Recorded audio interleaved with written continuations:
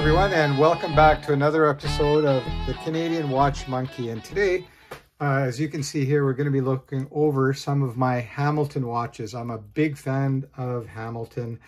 They're a great company. They're originally based in Lancaster, Pennsylvania. They were established, I think, in 1892 and remained in the U.S. Till 1969. And then eventually they were bought out by the Swatch Group.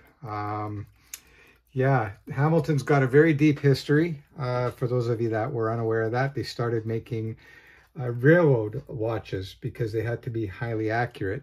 And actually, one of my first pieces that I'm going to be showing you today is one of the Hamilton pocket watches. And you'll see that they're very beautiful. And you can get these at relatively decent prices if you take the time to look around. I picked this one up on eBay. I think it was around $300 or something.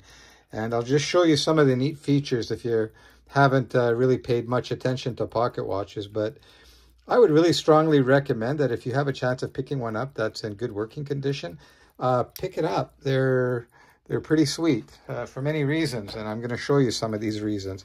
Let's start off by opening up the front of the face. So if you just unscrew this, you gain access to the face of the watch. And you're probably thinking, how do you adjust this watch? Well, let me show you. I'm just going to try and zoom in a little bit for you guys. So there, I'm zoomed in a bit. So the way you adjust the time isn't, well, it is from here, but you have to do something first. And that's, you've got a little lever here. Don't know if you can see that. You can now.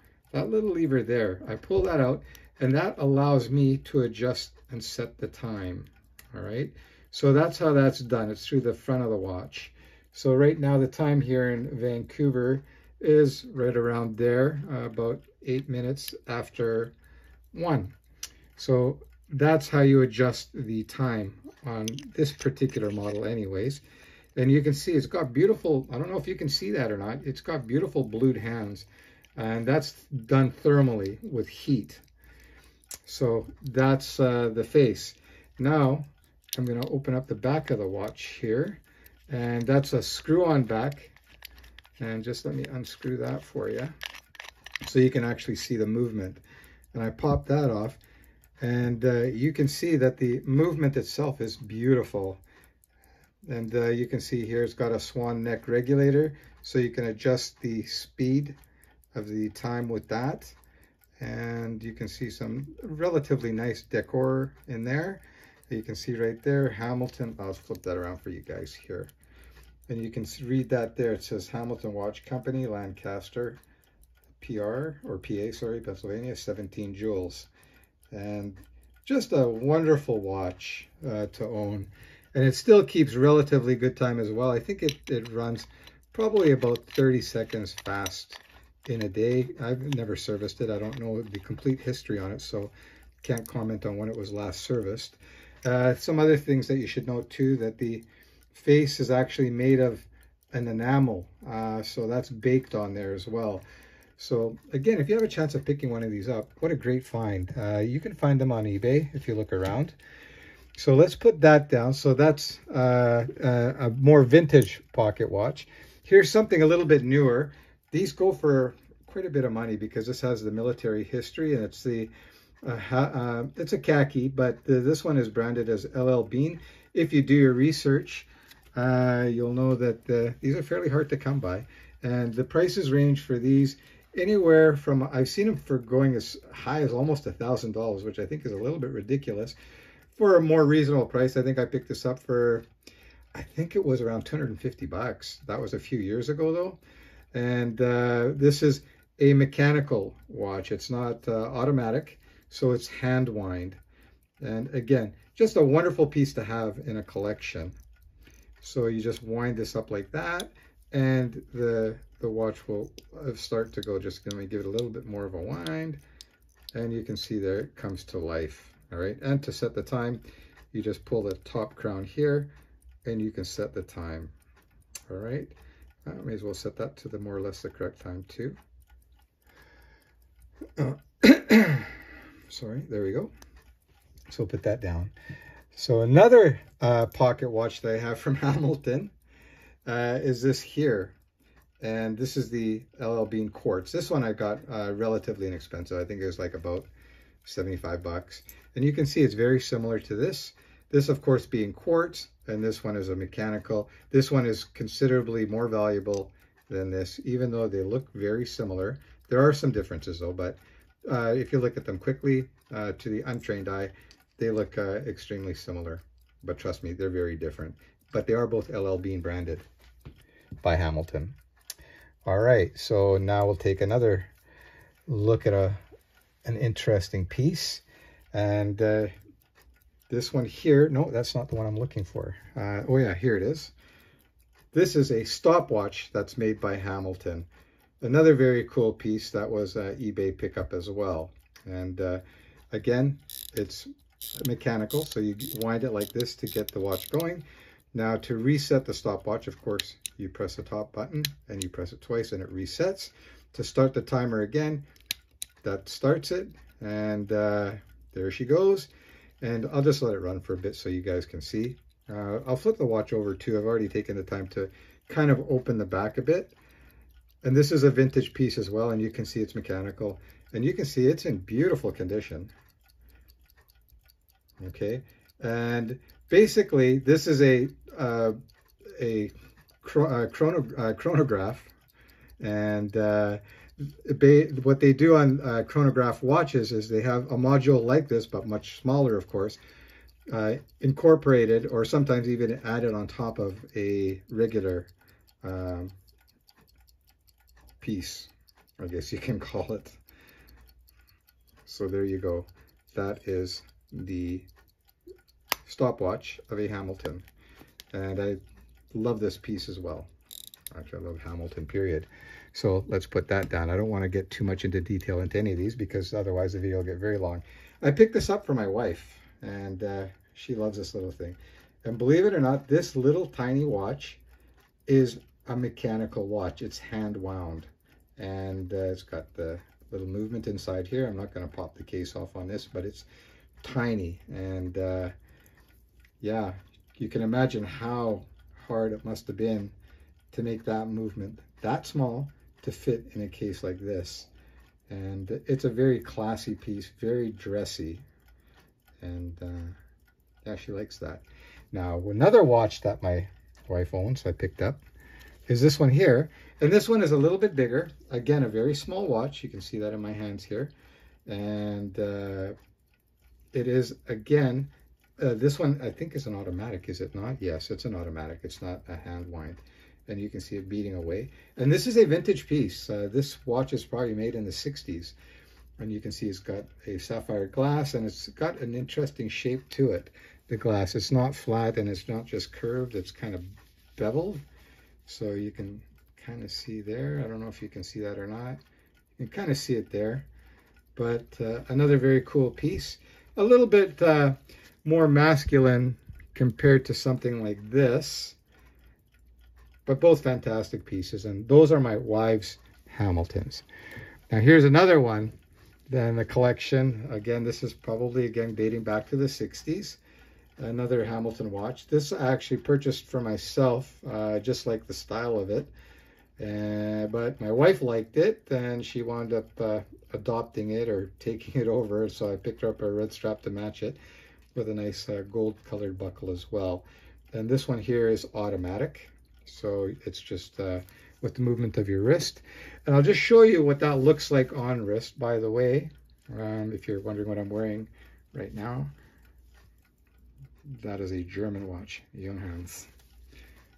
That's also a chronograph. I'm just going to pop this off so you can see what that looks like on wrist.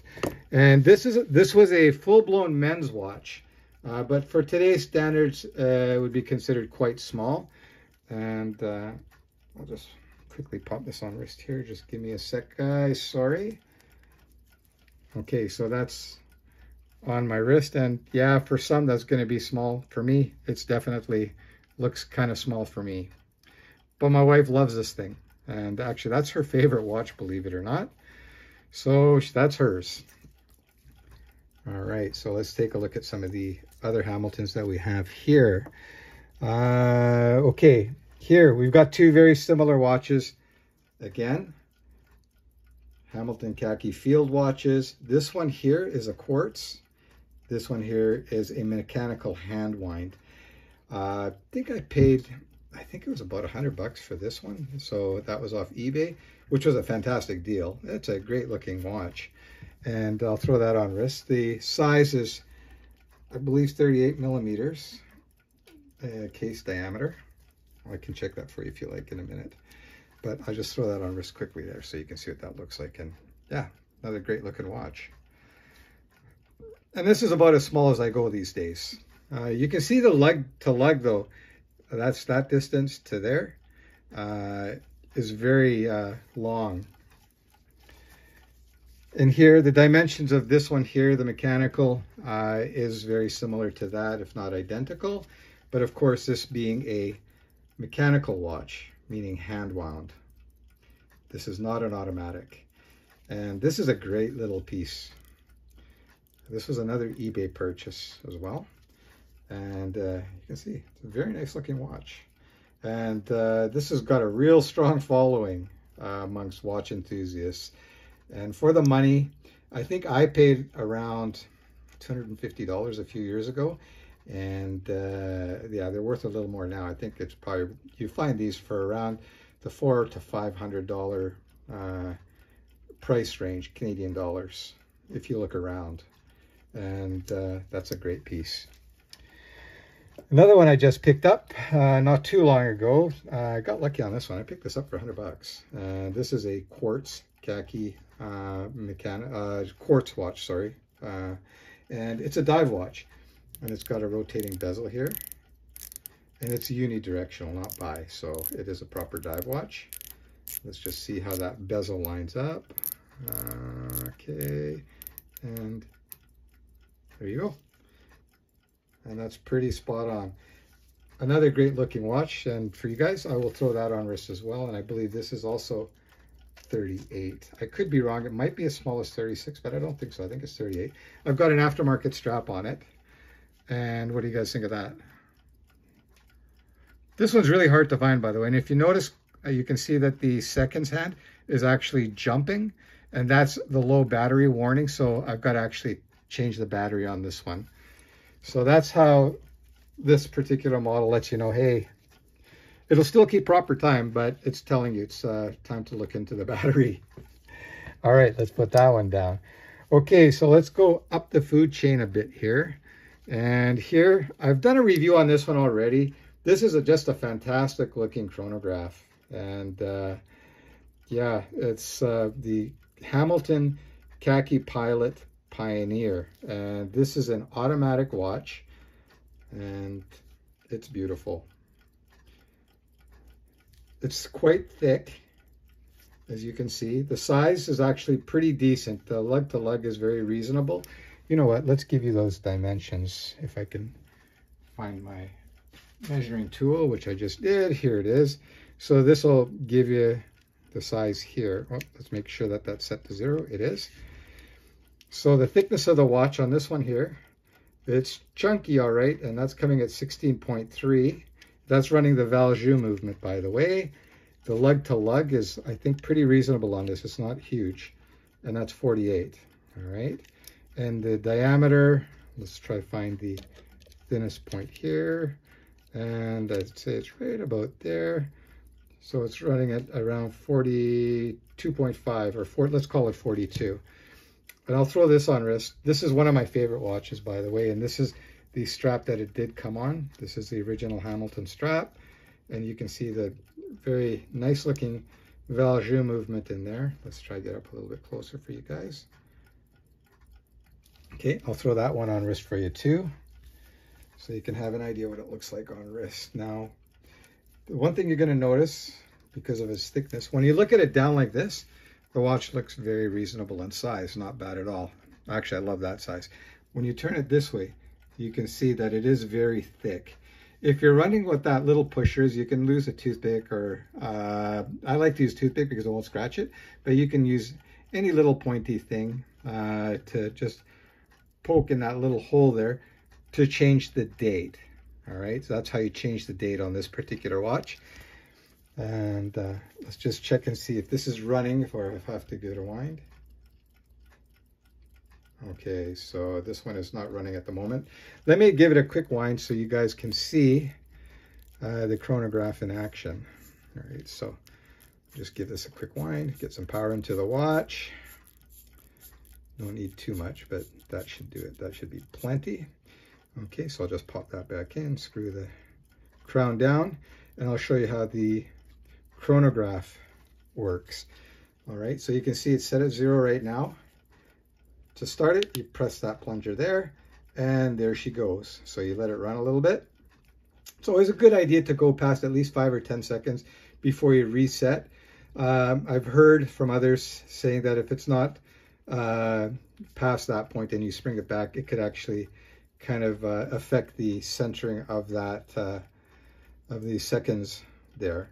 And you can see you've got your sub dials as well that basically give you the laps. All right, so there you go. So to stop the chronograph, you press this button and you can see it stops, and to reset it, you press this button here and it should fly back and set right back to 0, and it does.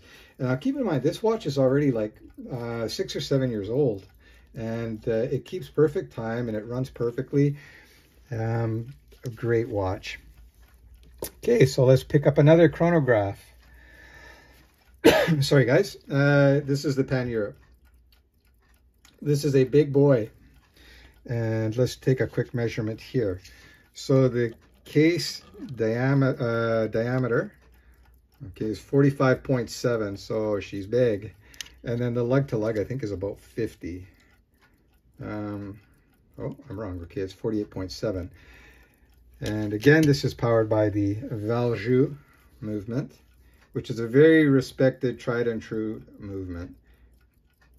You can see that is a nice looking movement in there. Sapphire glass, of course. Now this bezel here rotates. Again, it's just in one direction. It's not it's a unidirectional the way it should be. And let's see, get one more click. There we go. And you can see that sets perfectly as well. And that's a good looking watch too. I guess that's why I own it. I've got an aftermarket strap on here though. I've got the original straps for it. I've got a couple of them. And I just like the look of this. It gives it more of a vintagey vibe to it. And I'll throw this on wrist for you guys very quickly so you can see what that looks like. All right, so there's the Pan Europe on wrist. And my wrist is a normal 7-inch wrist. So it's not a huge wrist. It's not a tiny wrist. It's your average size man's wrist. So there you go. Really great looking watch. Now these are a little bit more pricey. You're going to find the price on these going from usually around $1,000 all the way up to $2,000 for this one. These ones here are a little bit more affordable. You're going to find that they're usually around a low of $800 to about $1,300 for these. This also is available in a black dial, I should mention that. And this one here is also available in a blue dial. All right. So those are the chronographs that I have from Hamilton. And the last watch I'm going to be showing you today is my PSR. And this is a great watch. You can see that the time here is displayed all the time, but not really bright or anything. But if you press this button, the LED comes on and you can see the time very clearly. And this is a time only, okay? It doesn't have date functions, which some people complain about, but it's holding true to its original. And this, like I said, is called the PSR. It used to be called the Pulsar, but Hamilton sold that name, I think, to Citizen. So they had to go away from that name. And you can see there, I think that looks pretty sharp. If you're into retro, doesn't get much more retro than that. And that, to me, is a fantastic looking piece. And if you're into watches, let me just push that down again. It's a great watch to have. Now, the thing that's really cool about this, you can notice that the strap here is very heavily tapered. Actually, the most tapered strap I have seen personally on a watch is this. If you guys know of another watch that has that much of a taper, let me know. But the thing that's interesting, it's a little bit of a trick, all right? And what I mean by that is, you see this looks like part of the bracelet. It is not. That is part of the case, that first, what appears to be a link. And you can see that extends to here, and that's your first actual link of the bracelet. But if you go by what appears to be the bracelet, it measures in at a whopping 26.7, let's call it 27, all the way down to, if we go down to the skinniest part, which is here, to, let's call it 16. So that is a very large taper, and just a fantastic watch. Some people think, oh, you know, $700, $800 or $1,000 for a quartz digital watch is too much money. I beg to differ. If you hold this in hand, you will understand the quality of this watch. They're using sapphire glass. It's a new technology that they used here, where they're using OLED and LED as a display. So it's got two separate displays. So that display that's being used now is not the same display as this. You can see that's got the dots in there. So, and that one does not. It's using your just kind of like your standard digital watch. Okay. So that's the Hamilton PSR. So that's it for today. I just thought I'd show you my collection of my Hamiltons. Hope you enjoyed that.